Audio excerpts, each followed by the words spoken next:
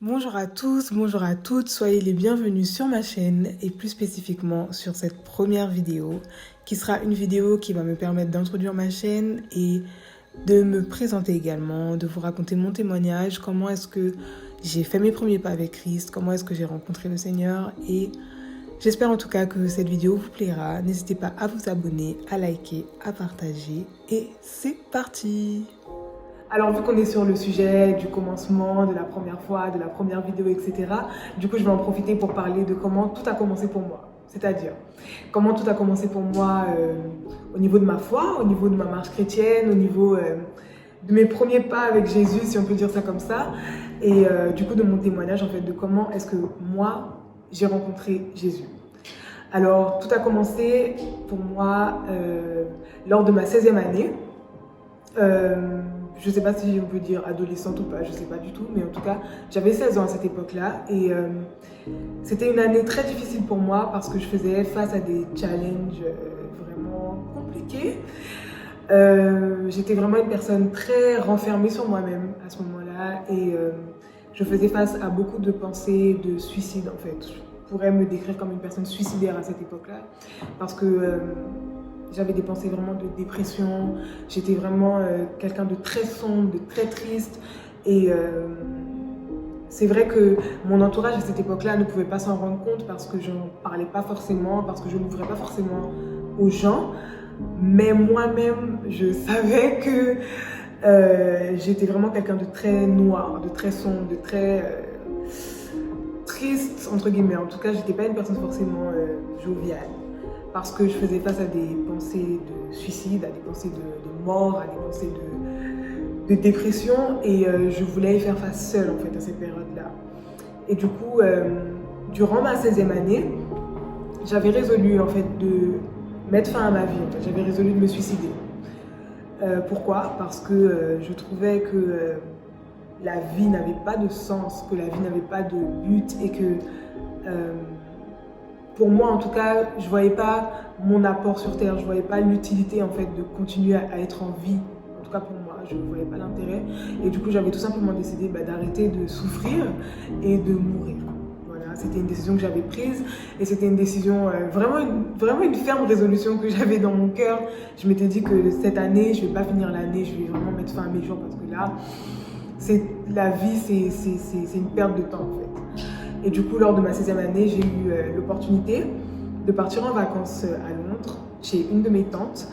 Et je suis partie seule, c'était mon premier voyage, c'était vraiment mes premières vacances seule, mon premier déplacement, etc. J'étais vraiment contente de pouvoir partir à Londres. Et je suis partie chez ma tante, c'était la première fois. Et avant que je parte à Londres, du coup, ma mère avait pris contact avec une dame. À cette période-là, pour moi, c'était une dame, voilà, je ne la connaissais pas. Et cette dame qui était également pasteur. Ma mère avait pris contact avec elle, etc.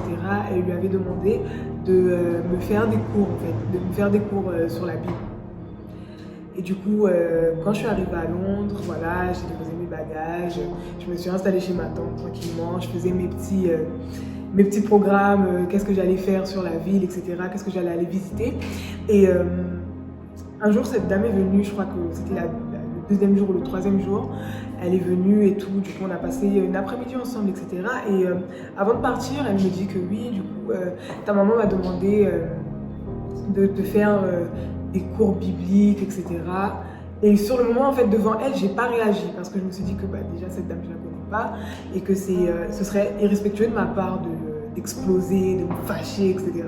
Mais à l'intérieur, j'étais vraiment en colère parce que à ce moment-là, en fait, je n'aimais pas du tout qu'on m'impose des choses. Et le fait que ma mère ait demandé à quelqu'un, en fait, qu'il y ait un programme qui a été déjà établi avant même de m'en parler, ça m'avait mis vraiment en colère.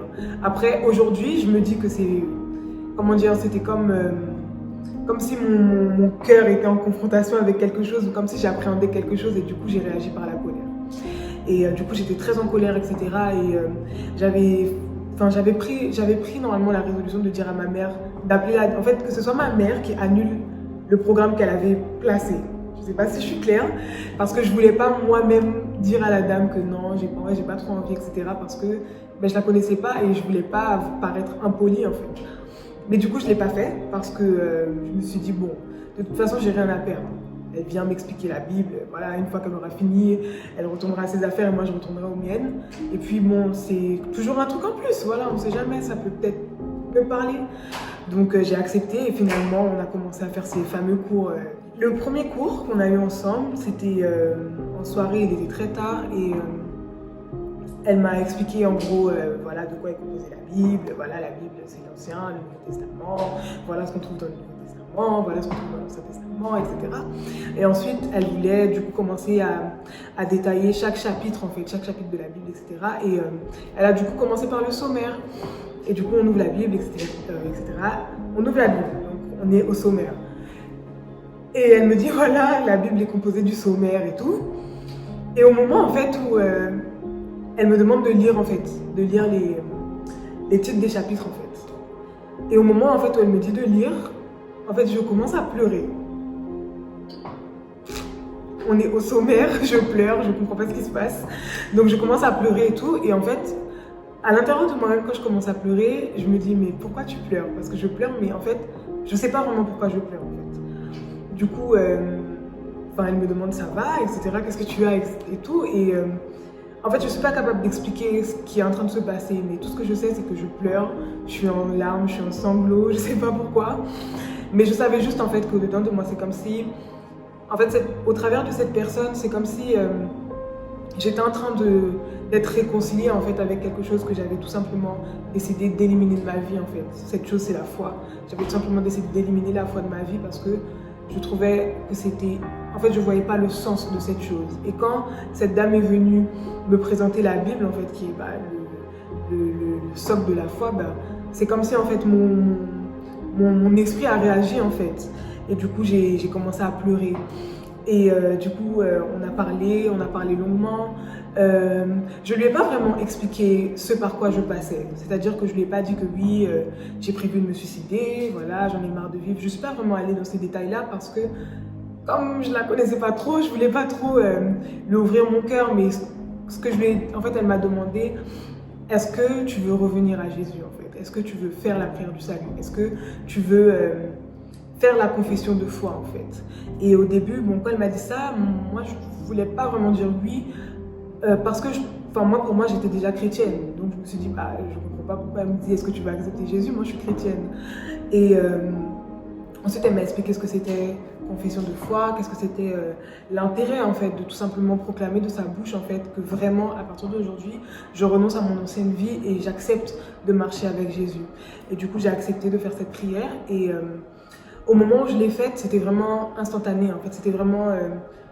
c'est pas quelque chose qui s'est fait sur plusieurs jours. En fait, au moment où on a fini de faire la prière, j'ai ressenti vraiment dans mon cœur comme si il y a quelqu'un qui soufflait dans mon cœur, en fait. C'est comme s'il y avait un poids qui m'avait quitté instantanément, en fait. Et c'était une expérience incroyable pour moi parce que en fait, je me suis mise à rire. En fait, c'était bizarre. Je me suis mise à rire. Tout d'un coup, je suis passée de pleurer à rire. C'est bizarre, mais c'est ce qui s'est passé. Et... j'ai senti vraiment comme une libération en fait, vraiment comme une libération, une délivrance en fait, tout simplement. Et du coup voilà comment tout a commencé pour moi. Il a fallu simplement qu'une seule personne se déplace, prenne le temps de venir me parler, prenne le temps de venir m'expliquer, prenne le temps de prendre le temps avec moi et c'est comme ça que mon histoire a commencé. Du coup voilà comment tout a commencé pour moi. Durant cette période, c'est vrai que ma difficulté, c'était vraiment que je me sentais seule au monde, en fait. Et du coup, au travers de ce témoignage, je voulais tout simplement parler à quelqu'un qui peut-être passe par ce genre d'émotion, passe par ce genre de sentiment, de ressentiment, malgré qu'elle est entourée, malgré qu'elle est avec des gens, malgré qu'elle a une famille, elle se sent seule, elle se sent inutile, elle se dit mais à quoi ça sert de vivre, à quoi ça sert de faire ceci en fait, qui ressentent en fait que la vie c'est comme un fardeau, que la vie c'est comme une lourdeur, c'est comme je sais pas, c'est comme un sac qu'on est venu mettre sur son dos et que c'est insurmontable. À une personne qui ne voit pas son utilité, à une personne qui ne voit pas sa valeur, qui ne voit pas quel est l'apport qu'elle a dans la vie de quelqu'un, quel est l'apport qu'elle a sur terre tout simplement, que en fait Dieu t'a créé en fait, Dieu t'a créé.